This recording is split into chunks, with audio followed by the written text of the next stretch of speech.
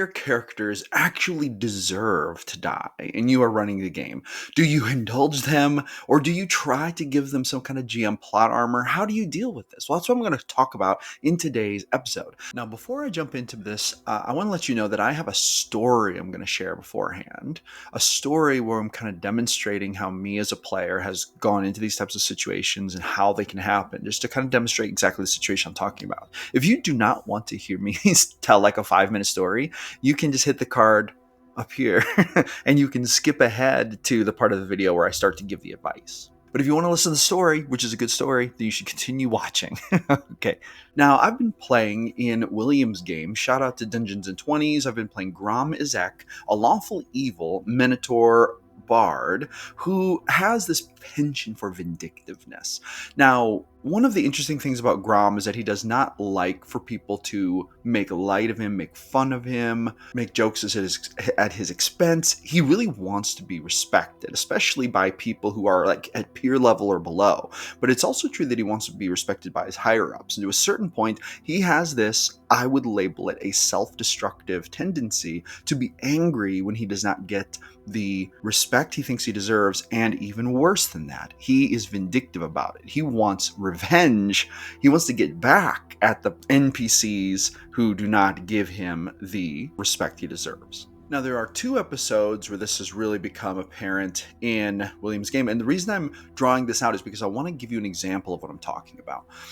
In the episode previously, Grom was talking to a leader of a wizard's conclave, and she was giving them a quest, which was legitimate. She had the power to do this, and it was also commissioned by the king. However, the party was a little skeptical, so Grom rolled an insight. He figured out she was not telling them the whole truth. Grom made a decision. Admittedly, probably not the best decision, I know as a player, but Grom as a character, he made this decision, and this was in line with his character to do so.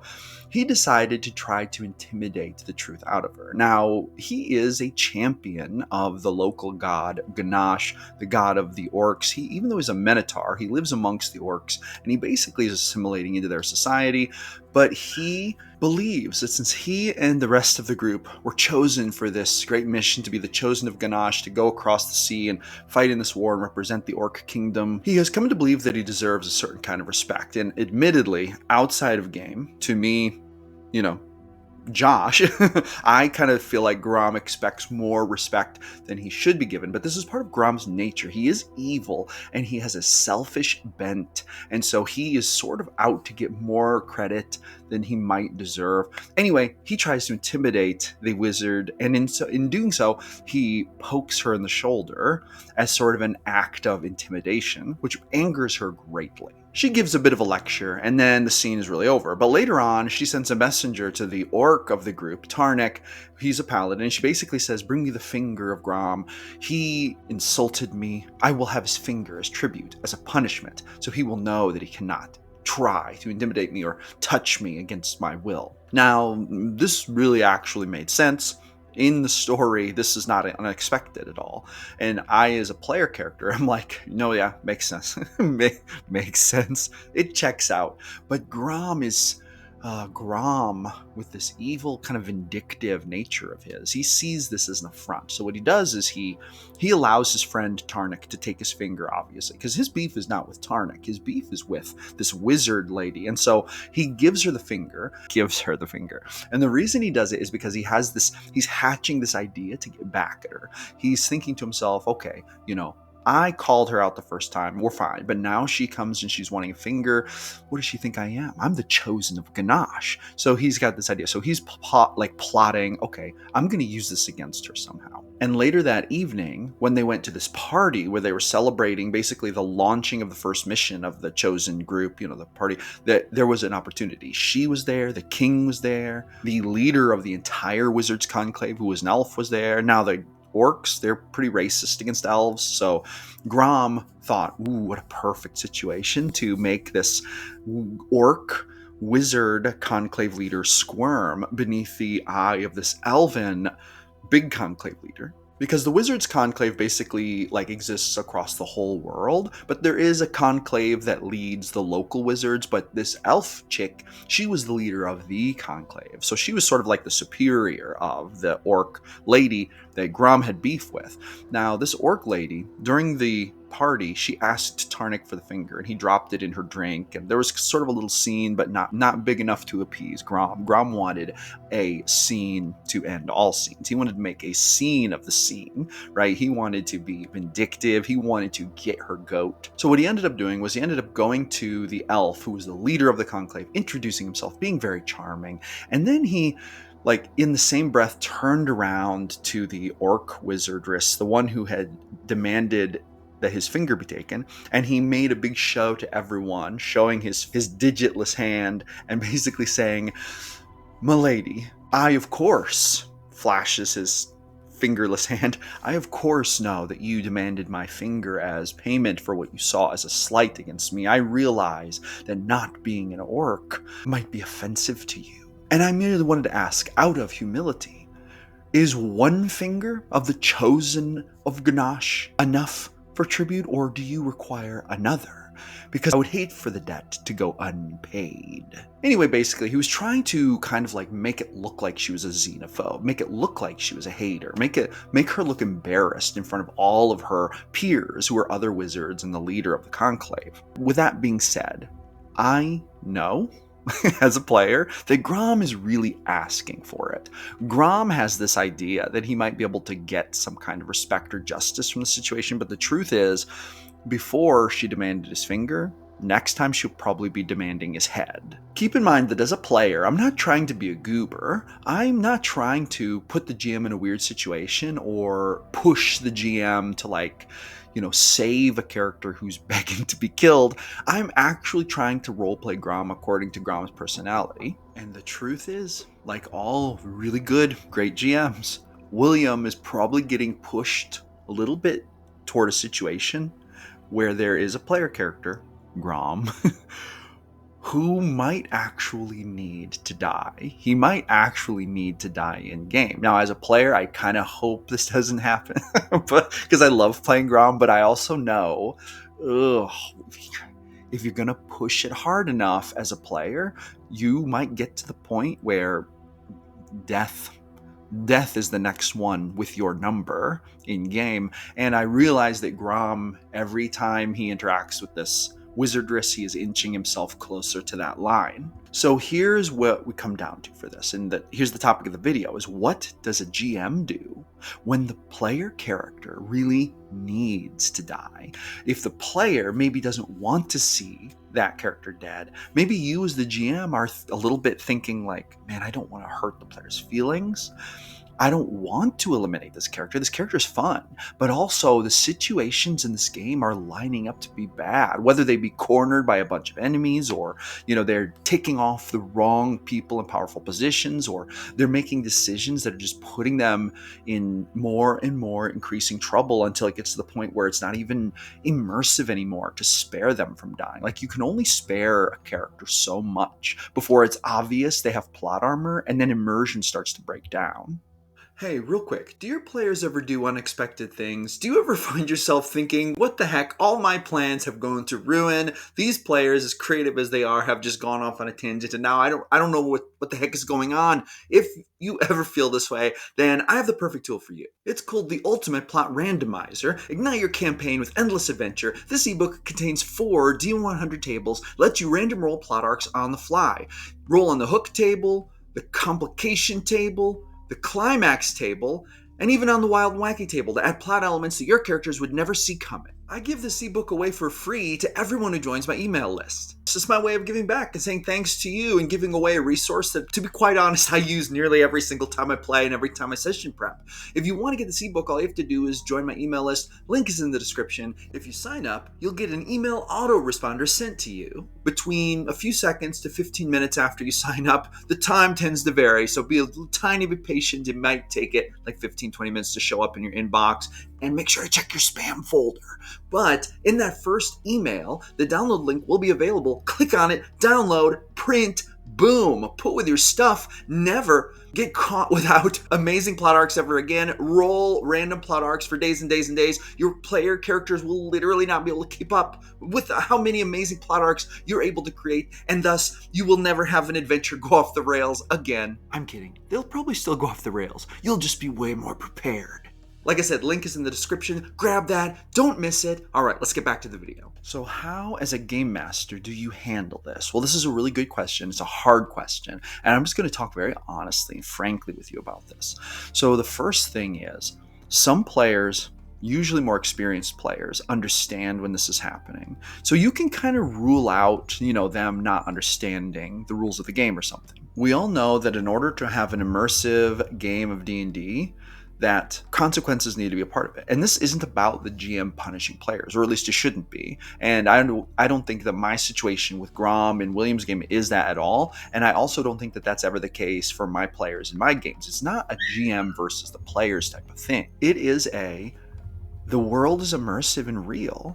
Player characters make decisions that matter, but sometimes if those decisions lead to a dangerous situation that threatens their life, that is real too. And what do we do with it? We can't just ignore it. If so, where are the stakes? That's not even fun. That makes for a boring game.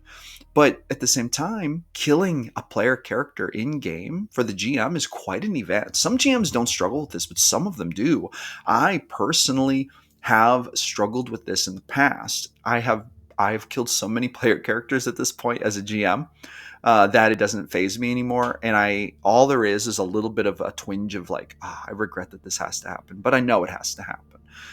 They're in this bad situation, or they rolled the fumble too many times, or, it's just, sometimes it's just, it's time, it's time. The story is there, everything is there. And that this player's journey is coming to an end. Well, not player, the character. This character's journey is coming to an end. I would highly advise against trying to end the player's journey during your game. That would be illegal, and it would be a little thing we call murder. But anyway, sometimes that the character's journey is coming to an end, and how do you deal with it? Well, as we've already said, immersion is an important part of this. So we know why it has to happen. We know why, but then how do you physically deal with it? Well, first of all, you want to find out if your player is upset about it or if they expect it. You kind of want to talk about it. In fact, you might need to talk about it. So I would actually recommend this. If your player character that you're GMing for starts to go in a direction that you see inevitable death being a consequence of that direction, you might want to just stop and actually say that to them. You might say, now, you would know, as a character, they know this and this and this. They would also know that it's highly possible, GM wink wink, that if they follow this course of action, there is a high likelihood of death. At the end of it, there's a high likelihood. Wink, wink. It is very likely. I have these kinds of conversations with my players a lot. I try to give them sort of like in-game, out-of-game warnings when their character is going in a direction where death may end up being a strong possibility. I say strong possibility because it's never a cut and dry case by 100%. I've seen player characters pull some incredible feats of heroism and escape out of their butts at the last minute, but there are times when even brilliant out-of-the-box thinking won't be enough to save a doomed player character who has made enough choices in a specific direction to lead them to a place that is perhaps unescapable, or where they have to face some kind of situation that is perhaps for them too unwinnable to really give them any margin for escape. So giving the player some in-game, out-of-game hints and just having a little bit of a dialogue with them as they start to go down that path, I think is really important, because I think that this keeps them aware of the fact your character's in danger. Your character's in danger. Your character is in danger. It's like the burning building meme, right? It's like, we're in danger, This, I think, is so important, especially for new players, because new players may not quite understand like where that line is. And even players who are kind of experienced playing D&D, but they haven't gamed with you before, they may not completely know where that line is. And so just to spring it on them in the instant, that is a little bit harsh, but giving them a little bit of warning, like, hey, this could be a lethal situation. This could be a good way to help kind of soften them into it. Hey, hold on real quick. I have 2 questions for you. Do you love adventure?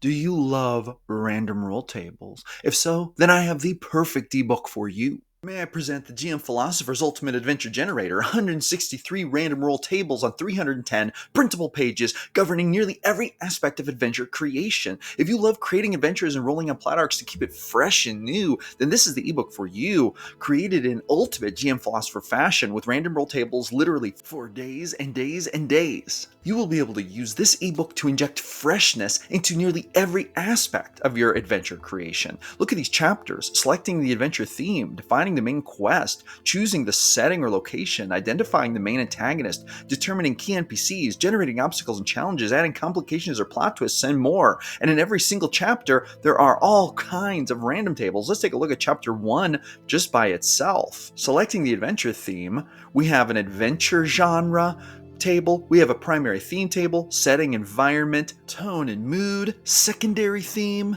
cultural inspiration, magic level, tech level, significant supernatural elements, what? Conflict scale, moral alignment, temporal setting, unique adventure hooks, and guess what? If we scroll all the way to the bottom of this chapter, a D20 table of plug and play adventure theme ideas, literally adventure themes you can just plug and play with. And that's only in chapter 1. There are 16 chapters in this book, and many of those chapters have D100 tables. There are over 20 D100 tables in this book. Being one of the newest GM Philosophy products, this ebook, The Ultimate Adventure Generator, is available right now for just $5.99. For just $5.99, you can get 163 random roll tables on 310 print-friendly pages, and guess what? It's available right now on my personal bookstore. Link is in the description, and if you purchase this, not only will you be getting literally random tables for days, but you'll be supporting an amazing channel run by small creators who are trying to make a huge difference in the TTRPG space and really bring a fresh element to it and make the game better for game masters everywhere. So don't delay, grab that in the description. You're not going to want to miss it. I'll see you on the other side, and make sure to roll a few D100s for me while you're at it. So for example, if my player characters walk into a fight and I know there's a very low likelihood of any player characters actually dying, then I won't say anything. I'll just be like, oh, these gangsters line up. You see them brandishing their weapons, blah, blah. But if they come into a fight where there are like some powerful monsters and I know that the stats actually do not favor the player characters winning or even coming away unscathed, then I'll say, now, as you look at these creatures, you're getting a real sense of like dread. Like, yeah, you're formidable fighters, you've got spellcasters, you've got magic items, but you also know that this looks like a group who's strong enough that with one wrong move, one of you might be done for. You realize that there's a very lethal danger in this fight, and that if you engage in it, there's a high likelihood that one of you or more are going to perish. Like, I will preface a lot of my fights with that for specifically this reason. I want my player characters to know when the chances of death are increasing to help them make decisions, because it doesn't always translate. When you're living your life, you can see a lot of data. You're getting a lot of data input to tell you if you're headed toward a lethal situation. It's like getting into the car with that really drunk person. This is going to greatly increase my odds of death. But in D&D games, there is limited data input. And so the GM is responsible for sort of making up the important but non-existent data inputs that they would normally be getting in a fully immersive environment. Hence, sharing information like, this looks like a lethal situation, becomes really important because it might not be readily apparent to them based on the data they've received. For example, if you describe what the monsters look like and you think to yourself, it is pretty self-evident that these are lethal monsters, but the players don't think that, or they don't pick up on that, or they don't have any knowledge of monster power levels really because they're a new player, you might think they're receiving the data that you are trying to transmit to them, but they may not actually be picking it up, which isn't inherently your fault or even bad to do as a GM. It just means that they're going to be way more surprised when they hit death saving throws and fail them, because the monsters are also taking down their friends, and they will think to themselves, or maybe even say out loud, geez, I feel like I wasn't warned about this. I thought these were just some monsters like the ones we fought last session and the session before and the session before. I didn't realize this was some kind of boss fight. Nobody really told me that. And that can be a bit of a feel-bad moment. And that's not to say that feel-bad moments are even bad moments objectively in D&D. It's just to say that as a GM, you do have an interest in trying to prevent player characters from having strong negative emotional reactions that basically cause problems outside of the game. And that's the problem. Keeping the bad feelings in the game, but then out of game, being able to admire the work of the story and the narrative and the stuff that happened and enjoy the game. Like keeping that separation is important, but some players, especially new players, don't do this all so well. And so giving them warnings can help to strengthen the force of that separation. It can help them to keep negative feelings in the game and then separate that from outside of the game. Like, for example, one of the worst case scenarios would be that you run their characters through a scenario, one of them dies, and then they turn to you and they're mad and they explode at you, right? Because their character died, they're upset about it before they've even had a chance to like kind of rationally think through exactly what was going on. This is a very messy situation and it's one that is best avoided. And so giving players warning as they're going into situations is a way to kind of help strengthen that in-game, out-of-game barrier that is so crucial to making TTRPGs work well and be actually fun and actually not situations that cause like actual fights or conflict with people. The second thing you can do is you can start to actively and obviously take the player's side from a moral support perspective as the bad situations pile up. So for example, let's say a player character made the decision to run back into the room where there are 12 angry trolls who are about to beat them down, and you know there's going to probably be no surviving this. But they do it anyway, and you find yourself thinking, okay, this is going to be a situation that they're going to die. Their character is going to be no more after this. But how should I handle this, right? So you've warned them. You've been giving them warning. Before they even ran in this room, you kind of said, now, as a character, you would know.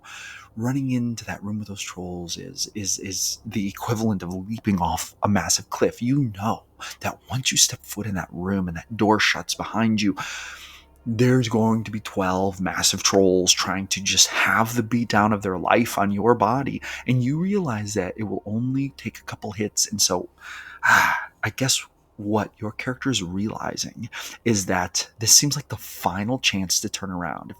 If they continue into that room, it is almost certain death awaiting them, right? So you've given them warning. But then what if they do it? They say, no, I'm doing it. And then they roll the dice. Here's where you start to take their side in the matter. Here's where you start to really prepare them for the bad news. Okay.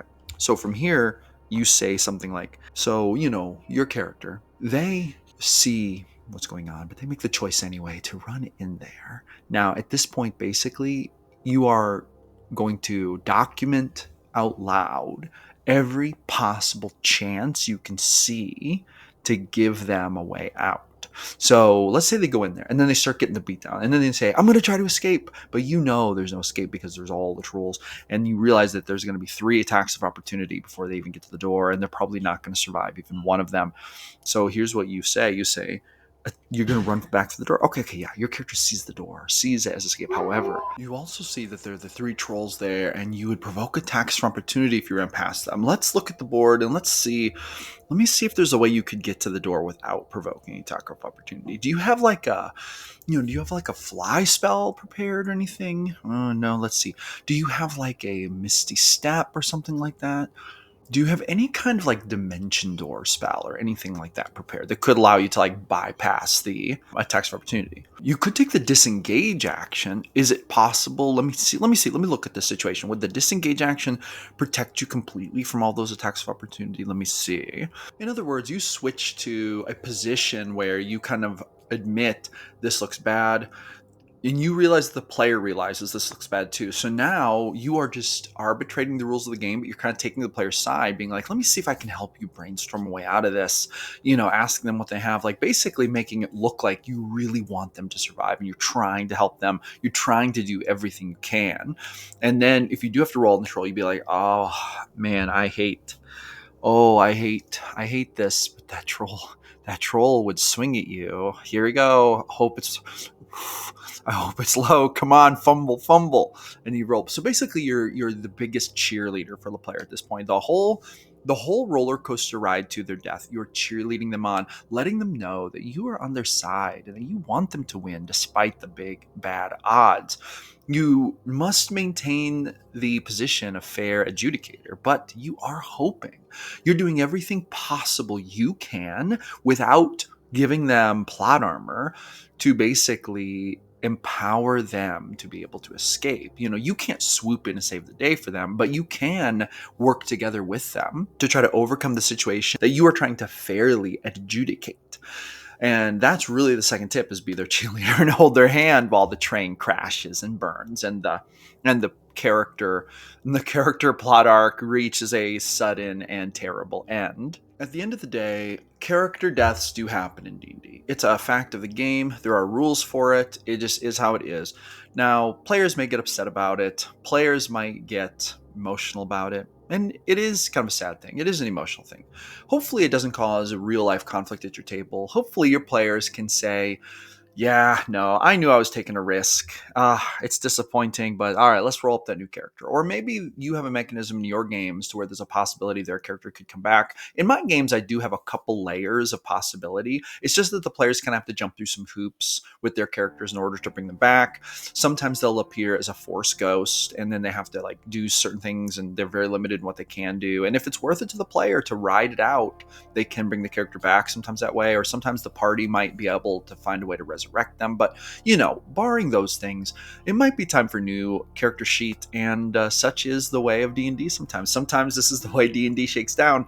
So hopefully this video has helped to give you some insight into kind of the two techniques that I use when basically going into the situations, and how to know how to maybe prepare your character for it, and then how to be your character's cheerleader while it's going down. And then hopefully this will help to prevent bringing in-game disappointment or conflict out of the game and causing a fight in real life. And hopefully at the end of the day, you and your player can laugh at the character's misfortune, and you can both kind of be like, wow, that was a wild ride, but it was fun. Let's roll up the next one and keep going. So boom, there you have it. That's going to conclude my thoughts on that. Thank you very much for coming back for another episode of GM Philosophy in the Morning. I'm here every single day creating videos about the best game in the world, D&D. I'm here every day, Monday through Friday at 1 p.m. Central Standard Time for Coffee Break Live, where I go live and discuss cool things. Join my Discord for free. Link is in the description. And hey, I appreciate all of you for tuning in. Thank you so much for coming back. And with that, I will see you on the next one. Roll some D100s for me at your next game, and I will catch you later.